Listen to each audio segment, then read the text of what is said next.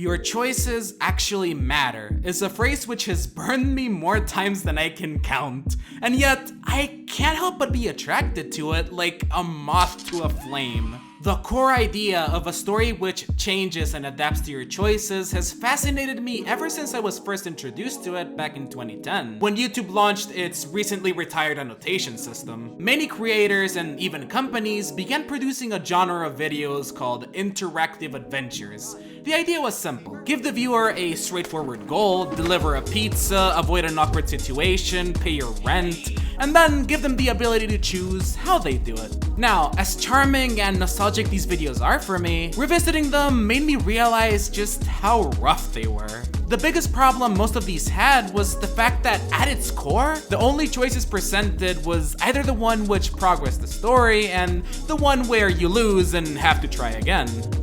Meh, I think I'm gonna be evil.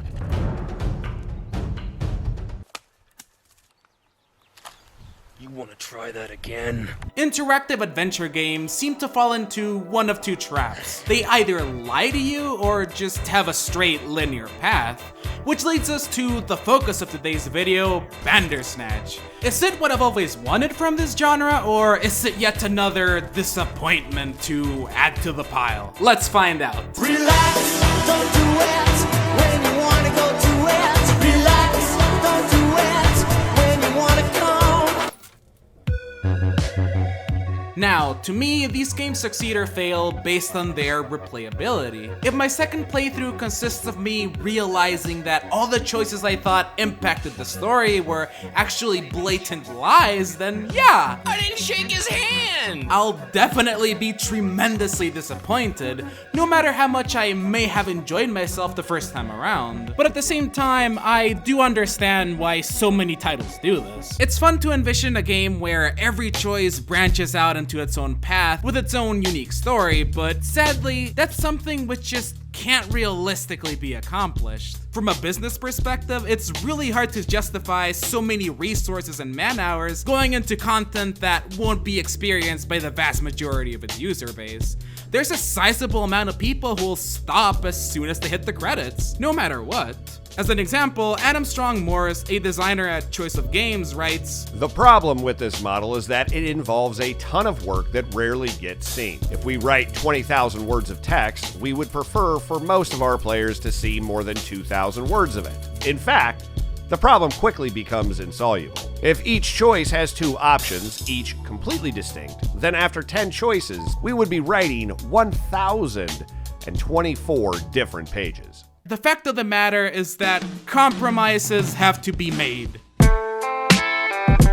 Bandersnatch has a lot of choices that don't really matter. There's choices that only affect minute details. There's choices that just give you a game over screen. There's choices that lead to scenes that are practically identical to each other. These are all things that have frustrated me to no avail in the past, but what sets Bandersnatch apart, and the reason I didn't find it to be horribly frustrating, is that the episode is fully aware of the compromises it has to make. It's aware of its limitations and fully embraces them. Thematically speaking, Bandersnatch is about lacking control. As the episode progresses, our main character, Stefan, slowly begins to feel that he doesn't have full control over his actions. He feels that someone or something is making his decisions for him. I feel like I'm not guiding them, like someone else is. Likewise, you as a viewer feel the exact same way. Sorry, mate.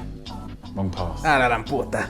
Entonces no importa, okay. Okay, so that's the dead end, okay. Yeah. So we have to say no. Pretty much dead end. Just like Stefan, the viewer is at the mercy of a higher power. You're always limited into picking one of two predetermined choices, and there are many points where the writers practically force you into making choices you don't really want to make. Shout at dad? I don't want to shout at dad. Ni modo. Which I thought was a brilliant way of putting the viewer in the protagonist's shoes and a really clever method of getting around the inherent shortcomings of the medium. That being said, the episode does offer a handful of meaningful choices and, unlike its contemporaries, actually has more than one ending. A lot of them are very similar to each other, but finding all the different paths you can take and seeing how it affects each ending was a lot of fun.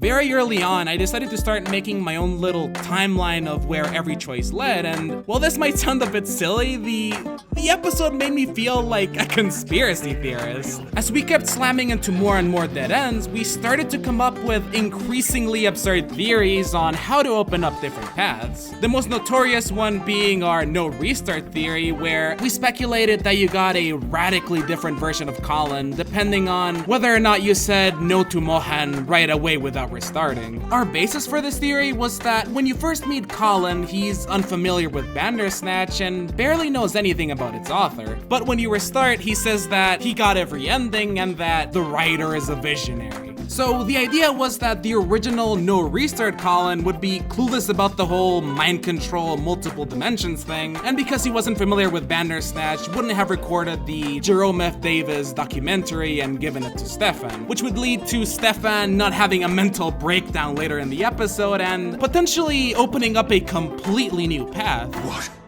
Nothing? But of course, as I said earlier, this didn't really pan out, which makes total sense, honestly. Most of our theories were pretty out there. It just goes to show how adamant we were to get poor Stefan a happy ending, but in the end, as I said before, the game was rigged from the start. I've been trying to give the player too much choice, so I just went back, stripped loads out, and now they've only got the illusion of free will, but really, I decide the ending. So, in summary, Bandersnatch is just a more fleshed out and honest version of the Telltale formula. I understand why that'd be disappointing for a lot of people, but now that I can see the bigger picture and what Bandersnatch was going for, I can't help but love it. Bandersnatch is the rare case where corporate interest and artistic freedom culminate into something truly wonderful. From Netflix's perspective, it makes a lot of sense to produce content which can only be experienced fully if you're subscribed to their service, and from the writer's perspective, presenting a story in such an unorthodox format must have been a great challenge, and I think they did a fantastic job. Big fan of this one. Hype, hype, hype, hype, hype,